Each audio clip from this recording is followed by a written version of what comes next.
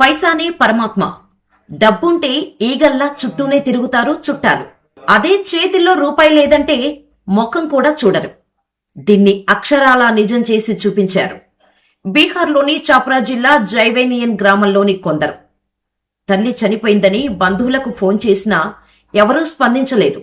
దీంతో ఆ ఇద్దరు కూతుర్లే తల్లి శవాన్ని మోసుకెళ్లి అంత్యక్రియలు చేశారు. ఈ మానవత్వం అనేది మనుషులు ఎలా మర్చిపోయారో స్పష్టంగా అర్థమవుతోంది. గ్రామానికి చెందిన బబితాదేవి భర్త రవీంద్ర సింగ్ 7.5 క్రితమే చనిపోయాడు. అప్పటి నుంచి కుటుంబం ఆర్థికంగా కష్టాలు అనుభవిస్తోంది. ఇప్పుడు బబితాదేవి కూడా అనారోగ్యంతో కన్నుమూసింది.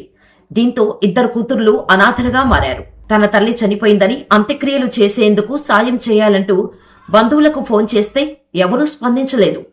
గ్రామస్తులు సైతం కనీసం ముందుకు రాలేదు. తమకు తెలిసిన 2-3 సాయంతోనే ఆ ఆడపిల్లలిద్దరూ తల్లి మృతదేహాన్ని శ్మశానానికి మోసుకెళ్లి అంత్యక్రియలు చేశారు. ఈ ఇన్సిడెంట్ కు సంబంధించిన వీడియోలు, ఫోటోలు సోషల్ మీడియాలో వైరల్ గా మారాయి. మానవత్వం చచ్చిపోయిందా అంటూ నెటిజన్లు కామెంట్స్ పెడుతున్నారు. కనీసం ప్రభుత్వమైనా ముందుకు వచ్చి ఆడపిల్లలకు అండగా నిలబడాలని డిమాండ్ చేస్తున్నారు నెటిజన్స్.